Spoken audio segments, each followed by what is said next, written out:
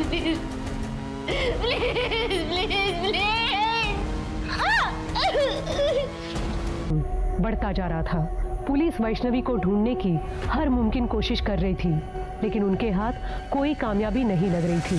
फिर अगले दिन कुछ ऐसी घटना घटी जिसने पुलिस को सिर्फ हैरान ही नहीं बल्कि सोचने पर भी मजबूर कर दिया।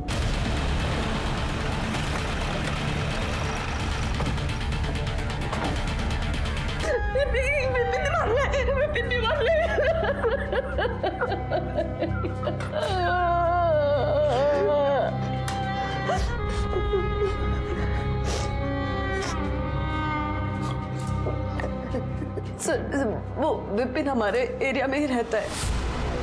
मेरी वैष्णवी ने उसके प्यार को कभी एक्सेप्ट नहीं किया। फिर वो उसका पीछा करने लगा और एक दिन मेरी और ऋषि की अब बात नहीं होती।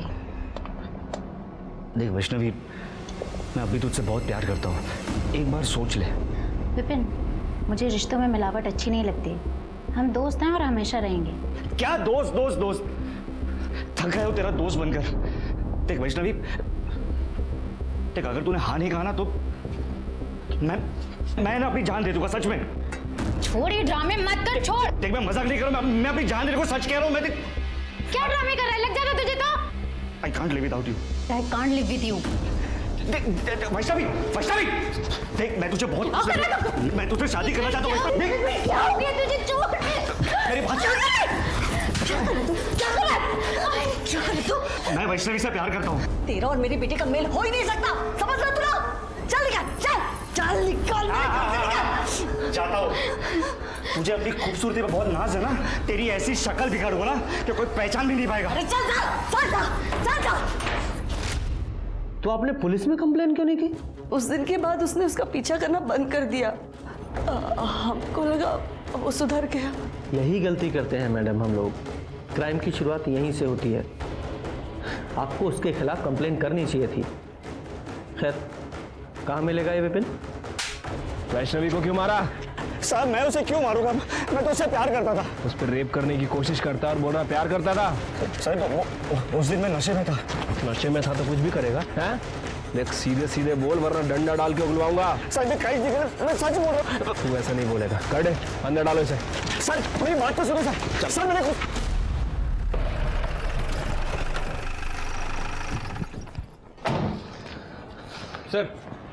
सर हमने विपिन को उठा लिया है और सर ये वैष्णवी की पीएम रिपोर्ट। सर इसके हिसाब से उसकी मौत 14 तारीख को रात 2 बजे से 3 बजे के बीच में हुई है। गला घोटने की वजह से उसकी मौत हुई है सर।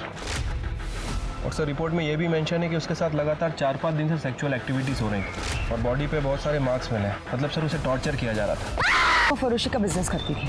2-3 बार पहले भी ये योगिता वुमेन ट्रैफिकिंग के लिए अरेस्ट हुई है। बुलाओ इस योगिता को। सर वो वैष्णवी और सुजाता ने मेरी झूठी कंप्लेन की थी। मैं कोई धंधा वंदा नहीं करती सर। अच्छा, बेवकूफ समझा है मैं। पुलिस बिना वजह किसी को अरेस्ट नहीं करती, समझी? हमें क्यों लेकर चल? हमें बैठ।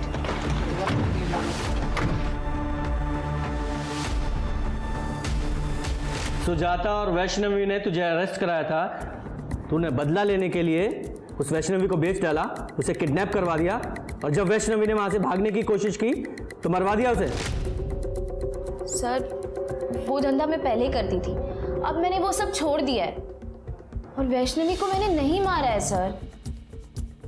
जब तक ये केस सॉल्व नहीं हो जाता शहर छोड़कर नहीं जाएगी। ठीक है सर। जाओ। स्वाति, नजर रखना इस पर। सर हमने इस मनोज पर नजर रखी थी। पता चला है कि मनोज ने अपना घर गिरवी रख के मार्केट से 10 लाख रुपए उठाए। ये मनोज जरूर कुछ ना कुछ हमसे छिपा रहा है। हाँ सर लेकिन एक बात मैंने आपसे छुपाई है। कौन सी? एक्चुअली परेश टैक्स और जीएसटी बचाने के चक्कर में पैसों की बहुत हेरा फेरी करता था। मैंने उसे बहुत बार समझाया पर उसे कभी माना नहीं। फिर एक दिन। आप लोगों को क्या लगा ये सब फ्रॉड करके आप सरकार से बच जाओगे? सॉरी सर, अब गलती हो चुकी है। आप ही बताइए क्या कर सकते हैं। 20 लाख रुपए का फ्रॉड है, इंक्वायरी तो बैठेगी। 10 साल की सजा और 20 लाख तक का जुर्माना। मैं क्या कहता हूँ, कुछ चाय पानी ले दे के मामला यहीं सेटल कर देते हैं। 10 लाख कैश। एक ईडी ऑफिसर ने आपसे रिश्वत मांगी? हाँ सर, इसीलिए मैंने अपना घर गिरवी रख के मार्केट से 10 लाख रुपए उठाए थे। नाम क्या था उस ऑफिसर का? राजेंद्र कुलकर्णी। आपके पास नंबर है उसका? हाँ। शिरके, नंबर लगाओ।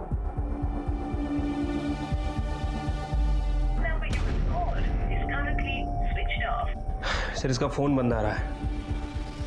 आजकल ईडी में शार्दुल दलवी है ना, उन्हें फोन लगाओ और इस राजेंद्र के बारे में पता करो। ठीक है सर।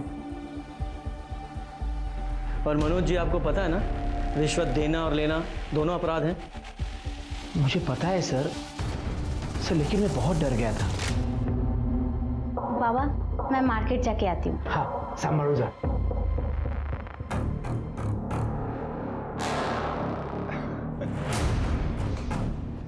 आपकी बेटी मेरा मन बहलाने के लिए कुछ दिन आ जाए तो। कुलकर्णी सर, उसकी मेरी बेटी पर ही नहीं, मेरी बीवी पर भी बुरी नजर थी सर। इसलिए सोचा कि उसके सारे पैसे उसको देकर मामला खत्म कर दूं बस। मनोज जी, ये बात आपको हमें पहले बतानी चाहिए थी, यहां तक नौबत नहीं आती। सर दलवी साहब से बात हुई है। उनका कहना है कि ईडी में राजन कुलकर्णी नाम का कोई भी ऑफिसर नहीं है। क्या? और सर विश्वास प्राइवेट लिमिटेड नाम से कभी भी कोई इंक्वायरी नहीं निकली। सच में? मतलब ये आदमी फेक ईडी ऑफिसर बनकर लोगों को ठग रहा है। शिरके, इस नंबर को ट्रैक करो। इस नंबर की सारी कॉल लोकेशन और कॉल रिकॉर्ड चाहिए मुझे। मनोज जी, आप इस सो कॉल्ड ईडी ऑफिसर को तो अच्छे से जानते ही हैं, चेहरा कई बार देखा आपने। हाँ सर। स्केच बनवाओ। सर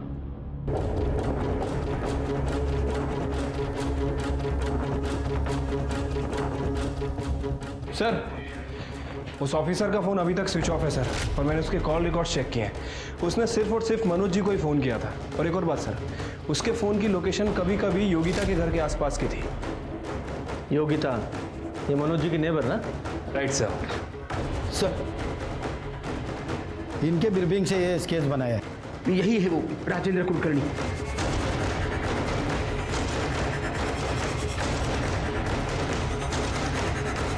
देखो, डरो मत, बताओ यही था? हाँ सर, ये एक बार आया था। ये योगिता, ये अपना पुराना दोस्त है, इसे मजा आना चाहिए।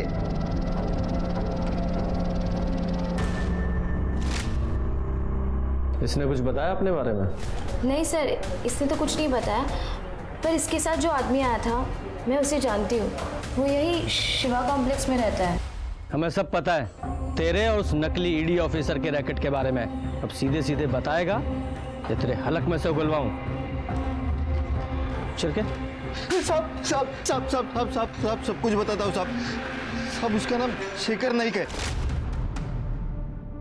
सब मैं दिल्ली में जॉब करता था, तभी हम पहली बार मिले थे। और एक दिन अचानक वो मेरे घर पे आया। क्या? तो तू इधर फेक ईडी ऑफिसर बन के लोगों से पैसे लूटता है? हाँ, और पता है तुझे, थोड़ा सा डरा दो ना तो लोग पैसा दे भी देते।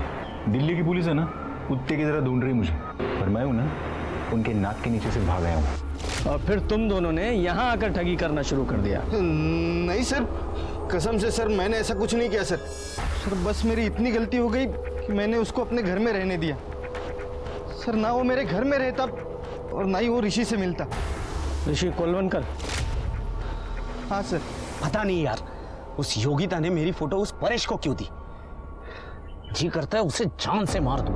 तेरे को पता है, उस परेश और उस मनोज जी के कंपनी ने मेरे दादा के 3 लाख रुपए खाए। क्या? हाँ। कौन सी कंपनी रे? कैसे पैसे?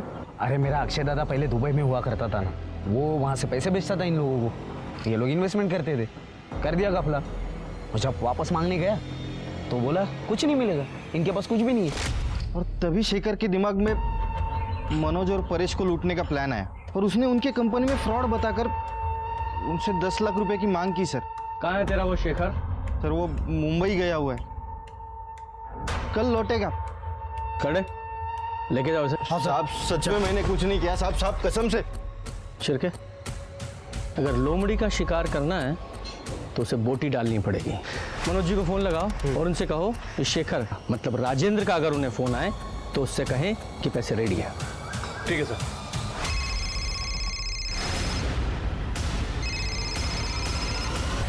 हाँ कुलकर्णी सर। पैसे का बंदोबस्त हो गया?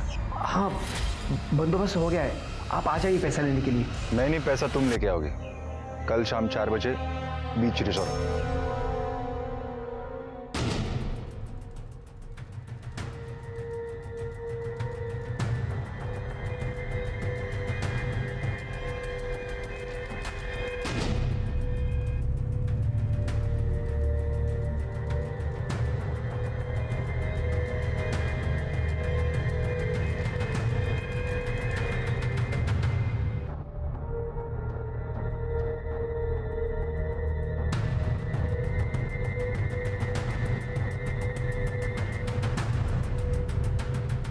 Mister Rajendra Kulkarni from ED, I card दिखाइए प्लीज। हाँ।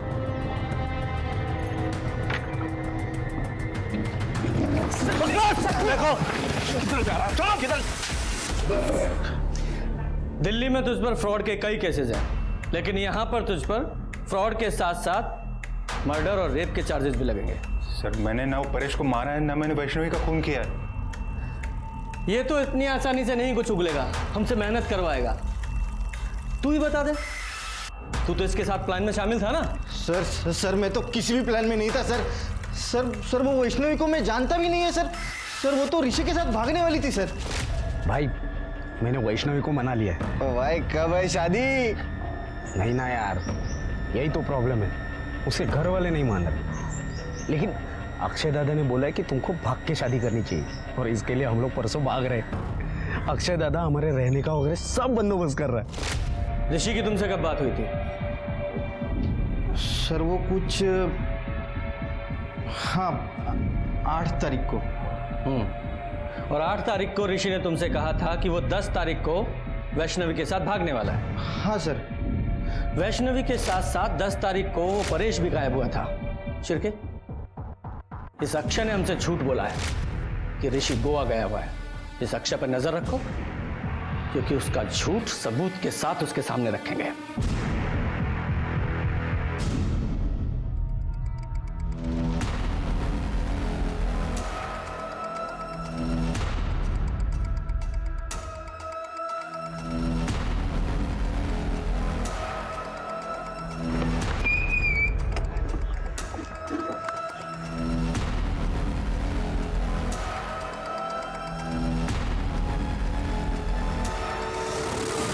अरे दादा लेकिन हुआ क्या?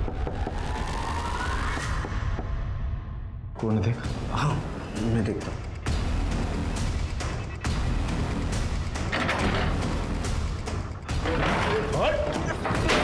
अरे साहब पकड़ो।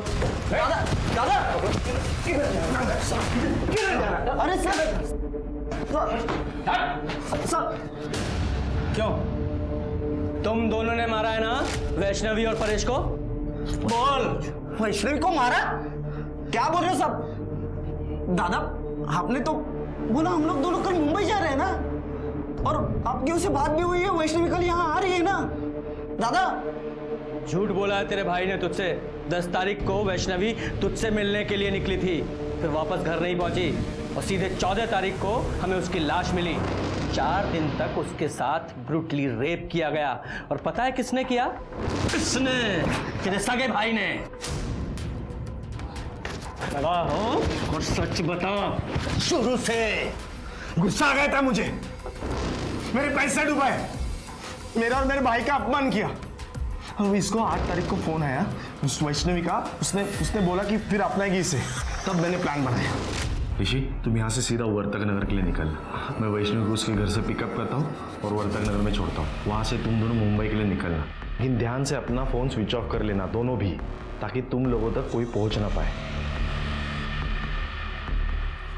मैं पूजा के घर जा रही हूँ, हम दोनों को एक ही असाइनमेंट मिला है, उसे पूरा करना है।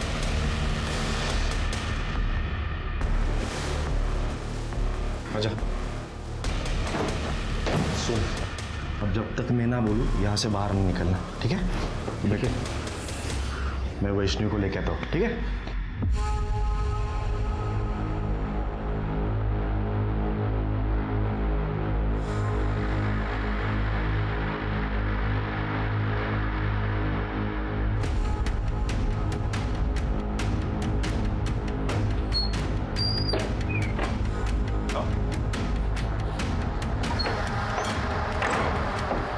हेलो।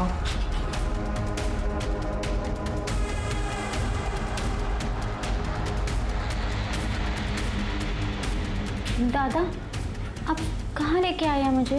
ऋषि कहाँ है? ऋषि ना नहीं आने वाला। तुम्हें सबक सिखाने के लिए मैं अकेले ही काफी हूँ। तेरे बाप की करतूतों की सजा है ना मुझे मिलने की, समझी? हाँ? अक्षय, काका! क्या चल रहा है तुम लोगों का यहाँ? काका ये मुझे धोखे से लेके आया है। फिर तो अच्छा हुआ मैं तुम्हारे पीछे आ गया। क्या रे, वो चर्बी चढ़ी है क्या तुझे? हाँ? तो देखना है मेरे में कितनी चर्बी है।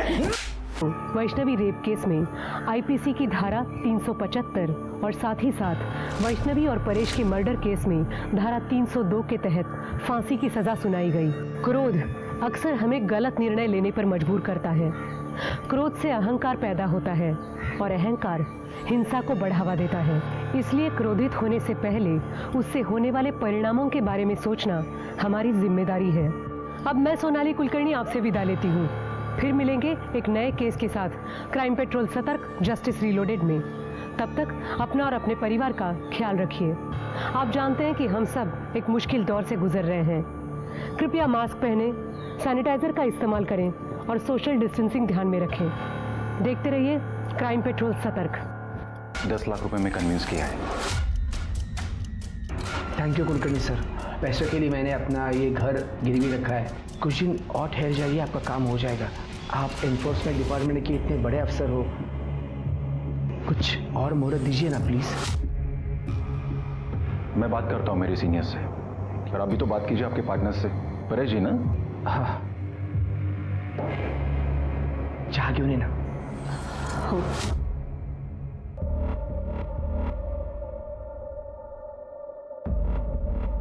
मनोज जी, आपकी बेटी वैष्णवी कहाँ है? वो दिखाई नहीं दे रही। बहुत खूबसूरत है वो अपने दोस्त के घर पर गई है, कल आ जाएगी।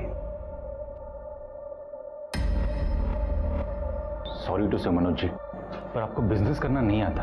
याद रखिए, प्रॉफिट और लॉस के बीच में, बिल्कुल बीच में, एक बहुत ही थिन लाइन होती है जिसे कॉम्प्रोमाइज कहते हैं। खैर, आपकी ये चाय तो मैं बाद में पी लूंगा। Thank you.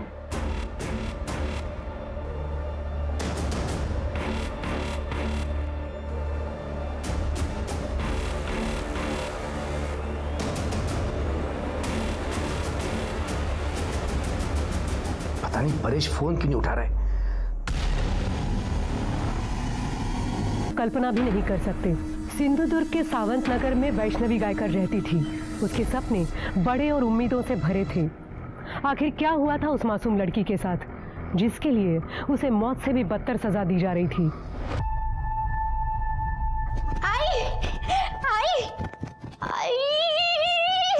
अगर क्या है? मुझे मुंबई में जॉब मिली है मल्होत्रा डिजाइनर्स के यहाँ। मुंबई की बहुत बड़ी डिजाइनर कंपनी है। I am so happy.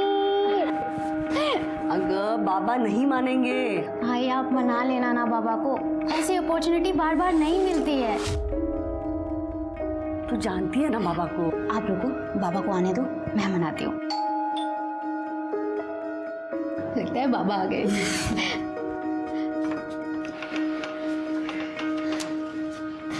हाँ हाँ, आज भेज देंगे आज। नमस्कार। हाँ हाँ, थैंक यू।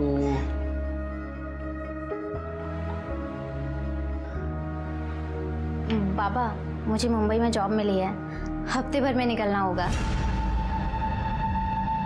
ये तो बड़ी अच्छी बात। कोई अच्छी बात नहीं है, मना कर दे उनको। देख, तू अकेली मुंबई नहीं जाएगी, और अगर तेरे को मुंबई जाना है तो तेरे लिए मैं मुंबई का लड़का ढूंढता हूँ, शादी कर ले और फिर मुंबई चली जाना। पर बाबा कैसी बात कर रहा है मनोज? बच्ची जिंदगी में आगे बढ़ रही है और तू उसके पैरों में शादी की बेड़ियां बांध रहा है। परेश तुला माहिती राहू नाही द्या आहे? हो भाऊजी, ये नहीं समझेंगे। खानदान परंपरा यही नजर आता है इनको। हाँ नजर आता है, इसलिए तो मुझे अपनी मर्यादा पता है और हर एक को अपनी मर्यादा का पता होना जरूरी है।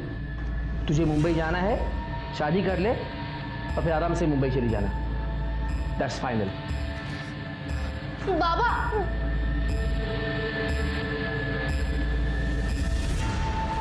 तुम्हें कल ही मेरे बाबा से शादी की बात करने के लिए आना होगा। कल? इतना जल्दी? वक्त नहीं है हमारे पास। बाबा मेरी शादी कहीं और तय कर दें, इससे बेहतर है तुम ही आ जाओ शादी की बात करने। अरे वैष्णवी, मुझे कोई प्रॉब्लम है ही नहीं, बस सिर्फ दादा को मनाना पड़ेगा। तुम मेरे लिए इतना नहीं कर सकते? ये भी कोई पूछने की बात है? तुम्हारे लिए तो अपनी जान भी हाजिर है।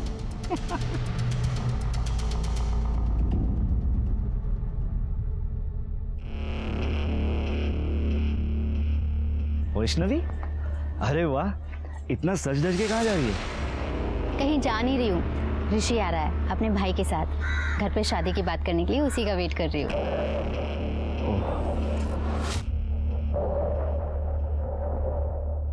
यार विपिन, हम दोनों ना दोस्त हैं, एक ही कॉलोनी में रहते हैं। ये प्यार व्यार के चक्कर में ना हमारी दोस्ती मत खराब कर। हाँ हाँ, ज़्यादा लेक्चर मत दे। All the best.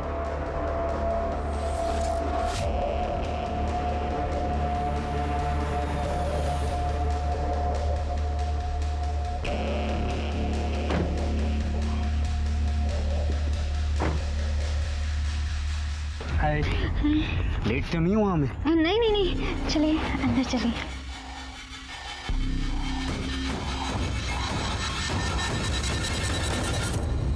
मनोज भाऊ, परेश भाऊ, पहले हमारे बीच जो कुछ भी हुआ उसे भूल जाते हैं। ये दोनों एक दूसरे से बहुत प्यार करते हैं, शादी करना चाहते हैं। वैसे मेरा भाई ग्रेजुएट है, एड एजेंसी में काम करता है, अच्छा खासा कमा लेता है। खुश रखेगा आपके बेटी को। सीधा साधा है मेरा भाई। सीधा साधा? तो तुम्हारा ये सीधा साधा भाई पड़ोस में रहने वाली कॉलगल योगिता के पास क्या कर रहा था? परेश क्या बोल रहे तू? क्या बोल रहे हो काका? दिखाता हूँ। ये कौन है? तू ही है ना? देख ले, तुम्हारा सज्जन भाई। बगा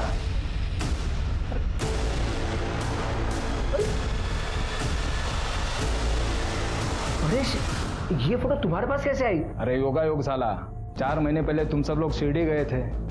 उस वक्त सावंतवाड़ी में मेरी मीटिंग तय हुई थी, तो मैं तुम्हारी बाइक लेने के लिए यहाँ आया था, तब इसको देखा था मैंने। फिर जब कल इन दोनों को साथ में देखा ना मैंने, तब इसको मैं पहचान लिया। आज सुबह उस योगिता के पास मैं गया था, उसी ने ये फोटो मुझे दी है। सुन, एक लड़का है ऋषि कोलवनकर, क्या तू जानती है उसे?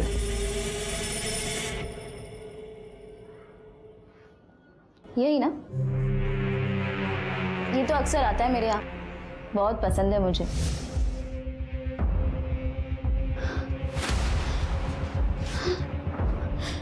वैष्णवी, वैष्णवी मेरी बात सुनो। जा, अरे निकल। वैष्णवी, तू निकलेगा या फिर मैं निकालूं यहाँ से तुझे? वैष्णवी, वैष्णवी शांत हो जाओ, देखो गुस्से से बात बिगड़ जाएगी। बात आगे बढ़ानी नहीं है बाबा। ए, सुना ना तूने? अब कुछ बचा नहीं है। ए अक्षय, इधर आ। बड़ा गुणगान गा रहा था ना इसका, तो सुन, रिश्तेदारी बराबर वालों में होती है, भिखारियों के साथ नहीं। बहुत ज्यादा बोल रहा है तू। जान से मार दूंगा मैं तुझे, याद रख। मुझे जान से मारेगा? अरे रुक जाओ, रुक जाओ। अरे दादा, अरे परेशान तू नहीं, शांत हो दादा, शांत हो। दादा, दादा, दादा, दादा सॉरी, ये सब मेरी वजह से। रुक, रुक, इधर ही रुक। तू रह गटर में, वहीं की पैदाइश है ना तेरी। परेश काका बिल्कुल सही कहते हैं, मेल जोल हमेशा बराबरी वालों में होता है। चल तू निकल। तेरी तो नहीं बात, छोड़ूंगा नहीं इसे। चुपचाप दादा, बैठ, गाड़ी में बैठ।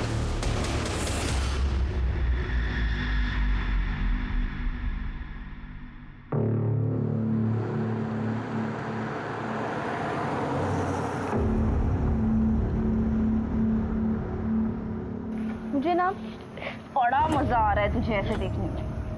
वैसे तेरे हिस्से का आधा प्यार तो तेरा आशिक मुझे कर ही चुका है। अब तू और मैं बराबर।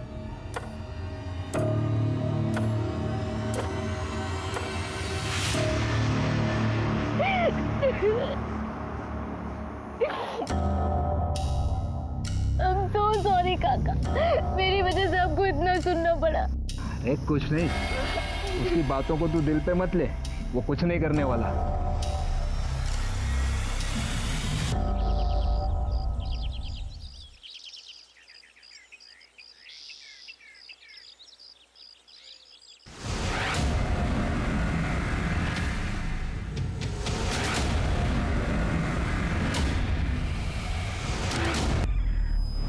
ये गलती दोबारा मत करना, वरना 10 लाख के 20 लाख देने पड़ेंगे।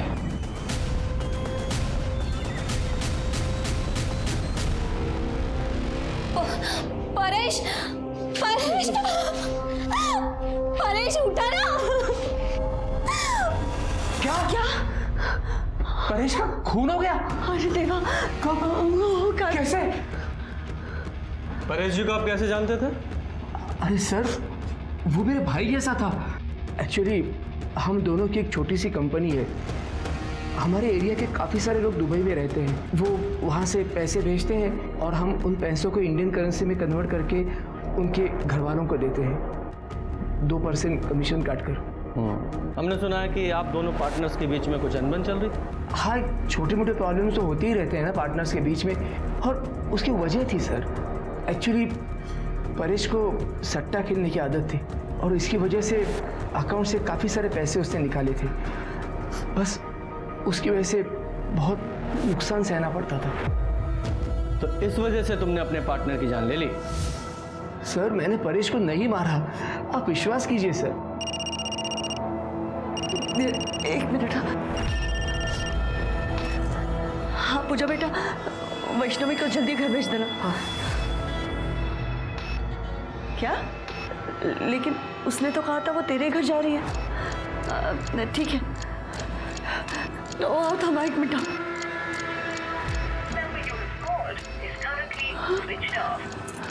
काय झालं सांगशील का?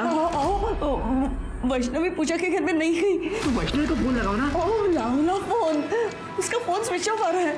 क्या हुआ? ये वैष्णवी कौन है? साहब वो हमारी बेटी है हमारी। क्या हुआ है, डिटेल में बताइए। वो कल ना सारे एलियन बोल तो। मैं पूजा के घर जा रही हूँ। हम दोनों को एक ही असाइनमेंट मिला है, उसे पूरा करने। अच्छा, वो रात को लेट हो जाएगा तो मैं वहीं रुक जाऊंगी और सुबह 11 बजे तक वापस आ जाऊंगी। बाबा से पूछ।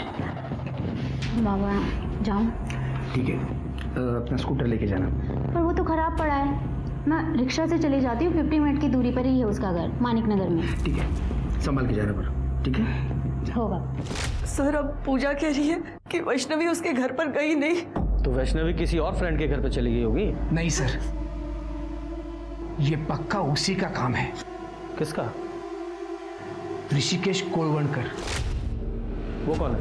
वो वैष्णवी से शादी करने के लिए आया था, लेकिन परेश को उसके चाल चलन के बारे में पता चल गया था और ये सुनकर वैष्णवी से उसे रिश्ता तोड़ा था और शादी भी तोड़ी थी।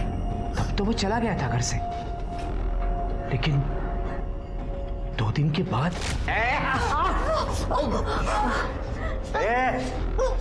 तू याद रख, अगर तू मेरी नहीं हुई ना तो मैं तुझे किसी और की भी नहीं होने दूंगा। तुझे भी मार डालूंगा और खुद भी मर जाऊंगा, समझे? सर, उसे जल्दी से पकड़िए सर, कहीं वो मेरी बेटी के साथ कुछ गलत ना कर बैठे सर। अब शांत हो जाए। आप कहें तो उस ऋषि को उठा लूं? हाँ उठाओ, लेकिन मुझे लगता है कि ये दोनों मियाँ बीवी झूठ बोल रहे हैं। झूठ बोल रहा है? एक तरफ तो कह रहे हैं कि इनकी बेटी वैष्णवी अपनी किसी पूजा नाम की फ्रेंड के साथ असाइनमेंट करने के लिए गई थी, और दूसरी तरफ ये भी बोल रहे हैं कि उसे ऋषि ने गायब किया है। अब ये बताओ, इनकी बेटी वैष्णवी खुद घर पे बोल के गई थी वो अपनी किसी फ्रेंड के साथ सारी रात रुकने के लिए जा रही है। क्यों? इसका एक ही मतलब निकलता है कि वो अपनी मर्जी से ऋषि के साथ भागी है। हो सकता है सर।